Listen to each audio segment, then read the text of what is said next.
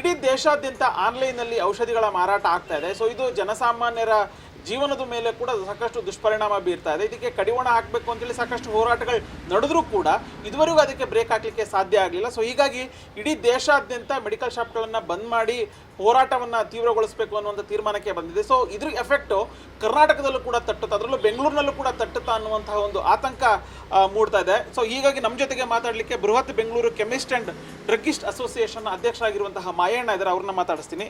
Sir, ಈಗ ಮೇ 20ನೇ ತಾರೀಕು ಬೆಂಗಳೂರು ಸೇರಿದಂತೆ ಇಡೀ ರಾಜ್ಯಾದ್ಯಂತ ಮೆಡಿಕಲ್ ಶಾಪ್ಗಳು ಬಂದ್ ಆಗುತ್ತಾ? ಇಲ್ಲ ಸರ್, 100% ಆಗಲ್ಲ. 90% ಆಫ್ ದ ಮೆಡಿಕಲ್ ಶಾಪ್ಸ್ ಕರ್ನಾಟಕದಾದ್ಯಂತ ಸೇವೆನ ಮಾಡುತ್ತೆ ಸರ್. ಯಾವ ಮೆಡಿಕಲ್ ಶಾಪು ಬಂದಾಗಲ್ಲ. ಬಿಕಾಸ್ ಈ ಇಶ್ಯೂ ಏನಿವತ್ತು ಬಂದ್ ಕಾಲ್ ಮಾಡಿದೆ ನ್ಯಾಷನಲ್ ಅಸೋಸಿಯೇಷನ್, ಡೀಪ್ ಡಿಸ್ಕೌಂಟಿಂಗ್ ಮತ್ತು online sale of medicines ban ಮಾಡಬೇಕಂತೇಳಿ. ನಾವು ಇದಕ್ಕೆ ಸಂಬಂಧಪಟ್ಟಂಗೆ ನಾವು ಕರ್ನಾಟಕ ರಾಜ್ಯದಲ್ಲಿ FDA ಕಮಿಷನರ್ ಬಂದಾಗ ಅವ್ರಿಗೆ ನಮ್ಮ ಮನವಿಗಳನ್ನ ಸಲ್ಲಿಸಿ, ಸುಮಾರು ಮನವಿಗಳನ್ನ ಅವರು ಸಕಾರಾತ್ಮಕವಾಗಿ ಸ್ಪಂದಿಸಿ ನಮಗೆ ಅವರು ಸರ್ಕ್ಯುಲರ್ ಕೊಟ್ಟಿದ್ದಾರೆ ಸರ್. ನಿಮ್ಮ ಆನ್ಲೈನ್ ಸೇಲ್ ಆಫ್ ಮೆಡಿಸಿನ್ಸು ಎಲ್ಲಿ ಆಗ್ತಾಯಿದೆ ಎಲ್ಲರ ಮೇಲೂ ಸೀರಿಯಸ್ ಆ್ಯಕ್ಷನ್ ತಗೊಳ್ಳಿ ಅಂತೇಳಿ ಆಫೀಸರ್ಸ್ಗೆ ಅವ್ರೊಂದು ಸರ್ಕ್ಯುಲರ್ ಮಾಡಿದ್ದಾರೆ. ಆ ಸರ್ಕ್ಯುಲರ್ ನಾನು ನಿಮಗೆ ಕೊಡ್ತೀನಿ ಸರ್. ನಾವು ಡಿಪಾರ್ಟ್ಮೆಂಟ್ ಹತ್ರ ಮತ್ತು ಕನ್ಸರ್ನ್ ಮಿನಿಸ್ಟ್ರಿ ಹತ್ರ ಏನು ಕೆಲಸ ಆಗಬೇಕು ಅವ್ರ ಹತ್ರ ನಾವು ಮನವಿ ಪತ್ರಗಳನ್ನ ಸಲ್ಲಿಸಿ ಅವರಿಂದ ಕೆಲಸ ಮಾಡಿಸ್ಕೋಬೇಕಂತ ತೀರ್ಮಾನ ಮಾಡಿದ್ದೀವಿ ಸರ್. ಬಿಕಾಸ್ ಇದಕ್ಕೆ ಮುಂಚೆ 2 ಸಲ ನಾವು ನ್ಯಾಷನಲ್ ಲೆವೆಲ್ ಸ್ಟ್ರೈಕ್ನ ಮಾಡಿದ್ವಿ. ಆದರೂ ಔಟ್ಕಮ್ ಏನೂ ಬಂದಿಲ್ಲ. ಸುಮ್ಮನೆ ಬಂದ್ ಮಾಡ್ಕೊಂಡಿದ್ವಿ. ನಾವೇ ನಮ್ಮ ಗ್ರಾಹಕರನ್ನ, ಕಸ್ಟಮರ್ ರೋಗಿಗಳನ್ನ ಇಲ್ಲಿ ಔಷಧಿ ಸಿಗ್ದಲೆ ಪರದಾಡಿಕೊಂಡು ಆನ್ಲೈನ್ಗೋ ಚೈನ್ ಫಾರ್ಮಸಿಗೋ ನೂಕುವಂಥ ಇದು ಬೇಡ. ನಮ್ಮ ಕೆಮಿಸ್ಟ್ಗಳು ಮಾಡಲಿ, ಮತ್ತು ರೋಗಿಗಳಿಗೆ ತೊಂದರೆ ಆಗಬಾರ್ದು. ನಮಗೆ ಒಂದು ಪ್ರಶ್ನೆ, ಆನ್ಲೈನಲ್ಲಿ ಮೆಡಿಸಿನ್ಸ್ಗಳನ್ನು ಮಾರಾಟ ಮಾಡೋದ್ರಿಂದ ಏನು ಸಮಸ್ಯೆ ಆಗುತ್ತೆ ಅಂತ? ಒಳ್ಳೆ ದೊಡ್ಡ ಪ್ರಶ್ನೆ ಸರ್ ಇದು. ಆನ್ಲೈನ್ ಸೇಲ್ ಆಫ್ ಮೆಡಿಸಿನ್ಸು ಈ ದೇಶಕ್ಕೆ ಬೇಡ ಅಂತೇಳಿ ಹೋರಾಟ ಮಾಡ್ತಾಯಿದ್ದೀವಿ ಸರ್. ಯಾಕೆ ಅಂತಂದರೆ ಇವತ್ತಿನವರೆಗೆ ನಮ್ಮ ಡ್ರಗ್ಸ್ ಆ್ಯಂಡ್ ಕಾಸ್ಮೆಟಿಕ್ ಆ್ಯಕ್ಟ್ ಏನಿದೆ, ಡ್ರಗ್ಸ್ ಆ್ಯಂಡ್ ಕಾಸ್ಮೆಟಿಕ್ ಆ್ಯಕ್ಟಲ್ಲಿ ಇರೋದು ಲೈಸೆನ್ಸ್ಡ್ ಪ್ರಿಮೈಸಸ್ಸಲ್ಲೇ ಡ್ರಗ್ ಮಾರಾಟ ಮಾಡಬೇಕು. ಬೇರೆ ಎಲ್ಲೋ ಗೋಡೌನಲ್ಲಿ ಇಟ್ಕೊಂಡು ಮಾರಾಟ ಮಾಡೋ ಹಾಗಿಲ್ಲ. Licensed with the supervision of the registered ಫಾರ್ಮಸಿಸ್ಟೇ ವ್ಯಾಪಾರ ಆಗಬೇಕಂತೇಳಿ. ಈಗ ಕೆಲವು ಇನ್ಸುಲಿನ್ಸ್, ಕೆಲವೆಲ್ಲ ಡ್ರಗ್ಸ್ ಇದೆಯಲ್ಲ ಸರ್, ಬಿಲೋ 25 ಡಿಗ್ರೀಸ್ ಟೆಂಪ್ರೇಚರ್ಲೇ ಸ್ಟೋರ್ ಮಾಡಬೇಕಂತಿದೆ. ಇವರು ನಿಮಗೆ ಗೊತ್ತು, ಸ್ವಿಗ್ಗಿ ಇವ್ರು ಯಾರ್ಯಾರು ಇವರೇನು ಆನ್ಲೈನ್ ಸೇಲ್ ಆಫ್ ಮೆಡಿಸಿನ್ಸ್ ಮಾಡ್ತಾ ಇದ್ದಾರೆ, ಇವ್ರು ಏನು ಮಾಡ್ತಾರೆ, ತೊಗೊಂಡೋಗಿ ಅಪಾರ್ಟ್ಮೆಂಟ್ಗಳು ಇರ್ತದೆ ಸರ್. ಆನ್ಲೈನ್ ಸೇಲ್ ಮಾಡ್ತಾ ಇರೋರು, ಪರ್ಚೇಸ್ ಮಾಡ್ತಾ ಇರೋ ಗ್ರಾಹಕರು ಕೂಡ ಅಪಾರ್ಟ್ಮೆಂಟಲ್ಲಿರೋರು IT-BT ಎಂಪ್ಲಾಯೀಸ್ ಈ ಥರದವರೇ ಇರ್ತಾರೆ ಸರ್. ಒಂದು ಇನ್ಸುಲಿನ್ನ ಪರ್ಚೇಸ್ ಮಾಡಿ ಅವ್ರು ತೊಗೊಂಡೋಗಿ ಅಲ್ಲಿ, ಇವತ್ತು ನೋಡಿದರೆ ಅಪಾರ್ಟ್ಮೆಂಟ್ಗೆ ನಾವೇ ಹೋಗೋಕ್ಕಾಗಲ್ಲ. ಒಂದು ಮನೇನ ಮೀಟ್ ಮಾಡಬೇಕಂದ್ರೆ ಅವ್ರು ತೊಗೊಂಡೋಗಿ ಅಲ್ಲಿ ಒಂದು ಬಿನ್ ಇಟ್ಟಿರ್ತಾರೆ, ಅದರಲ್ಲಿ ಹಾಕ್ಬಿಟ್ಟು ಬರ್ತಾರೆ. ಅವರು 5-6 ಅವರ್ ಬಿಟ್ಕೊಂಡು ನೋಡ್ತಾರೆ, ಅದ್ರದ್ದು ಪೊಟೆನ್ಸಿನೇ ಹೋಗ್ಬಿಡ್ತದೆ ಸರ್. ಸ್ಟೋರೇಜ್ ಕಂಡೀಷನ್ಸು ಮತ್ತು ಗ್ಯಾರಂಟಿ ಇಲ್ಲಿಂದ ತೊಗೊಂಡೋಗಿ ಕೊಡ್ತಾನಲ್ಲ ಹುಡುಗ, ಯಾರೋ ಸ್ವಿಗ್ಗಿ ಆನ್ಲೈನ್ ಹುಡುಗ ಯಾರೋ ಕೊಡ್ತಾನೆ, ಝೊಮ್ಯಾಟೊ ಆ ಥರ ಹುಡುಗ, ಅವ್ನು ನಾವು ಇಲ್ಲಿ ಮೆಡಿಕಲ್ ಶಾಪಿಂದ ಏನೋ ಕೊಟ್ಟಿರ್ಬೋದು, ಅವನು ಏನು ಅಲ್ಲಿ ತಲುಪಿಸ್ತಾನೆ ಅಂತ ಗೊತ್ತಾಗಲ್ಲ ಸರ್. ಬಟ್ಟೆ ಎಲೆಕ್ಟ್ರಾನಿಕ್ ವಸ್ತು ಆದರೆ ಪರವಾಗಿಲ್ಲ, ಈ ಶರ್ಟ್ ಹೋದ್ರೆ ಬಿಡು, ಬೇರೆ ಇನ್ನೊಂದು ಶರ್ಟ್ ಹಾಕೋಬೋದಂತ. ಇದು ಜೀವದ ಜೊತೆ ಆಟ ಆಡೋ ವಿಚಾರ ಅಲ್ಲ ಸರ್. ಹಾಗಾಗಿ ಆನ್ಲೈನ್ ಸೇಲ್ ಆಫ್ ಮೆಡಿಸಿನ್ಸ್ ಬೇಡ ಅನ್ನೋದು ನಮ್ಮ ವಾದ ಸರ್. ಈ ಒಂದು ಅಭಿಯಾನ ಮೊದಲು ಆರಂಭ ಆಗಿದ್ದೆ ಕರ್ನಾಟಕದ ಬೆಂಗಳೂರಿನಲ್ಲಿ. ಸೊ ಆ ಸಂದರ್ಭದಲ್ಲಿ ನಿಮ್ಮ ಹೋರಾಟಕ್ಕೆ ಯಾವ ರೀತಿ ಆದಂಥ ಒಂದು ಮನ್ನಣೆ ಸಿಗುವಂಥ ಕೆಲಸ ಆಗಿತ್ತು?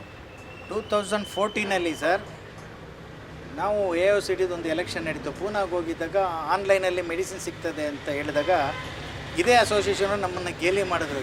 ಆನ್ಲೈನ್ ಮೇಲೆ ದವಾ ಮೇಲೆಗ ನೀವೇನು ಮಾತಾಡ್ತಾ ಇದ್ದೀರಾ, ನಮ್ಮನ್ನು ಒಂಥರ ಕಿಂಡಲ್ ಮಾಡಿದ್ರು ಅವರು ಅವತ್ತು. ಅದಾದಮೇಲೆ ಅವ್ರಿಗೆ ಮನವರಿಕೆ ಮಾಡಿಕೊಟ್ಟು ನಾವು ಕೇಂದ್ರ ಸರ್ಕಾರಕ್ಕೆಲ್ಲ ಮೆಮೊರೆಂಡಮ್ ಕೊಟ್ಟು ನಮ್ಮ ಅಸೋಸಿಯೇಷನಿಂದ ಅದು ಗೊತ್ತಾದಮೇಲೆ 2 ಸ್ಟ್ರೈಕ್ ಮಾಡಿದ್ವಿ ಸರ್. 2 ಸ್ಟ್ರೈಕಿಂದನೂ ನಮಗೇನು ಔಟ್ಕಮ್ ಬಂದಿಲ್ಲ. ಯಾವುದೇ ಆಫೀಸರ್ಸ್ ಆಗಲಿ, ಸಂಬಂಧಪಟ್ಟ ಮಿನಿಸ್ಟ್ರಿ ಆಗಲಿ ನಮಗೆ ಏನೂ ಹೆಲ್ಪ್ ಮಾಡಿಲ್ಲ. ಹಾಗಾಗಿ ಈ ಸಲ ನಾವು ತೀರ್ಮಾನ ಮಾಡಿರೋದೇನೆಂದರೆ, ವಿಶ್ವಾಸದಿಂದನೇ ಈ ಮಿನಿಸ್ಟ್ರಿ ಹತ್ರ ಮತ್ತು ಆಫೀಸರ್ಸ್ ಹತ್ರ ನಾವು ಕೆಲಸ ಮಾಡಿಸ್ಕೋಬೇಕು. ನಮ್ಮ ಪ್ರೆಷರ್ನ, ಒತ್ತಡನ ಹಾಕಿ ಅವ್ರ ಹತ್ರ ಕೆಲಸ ಮಾಡಿಸ್ಕೋಬೇಕು.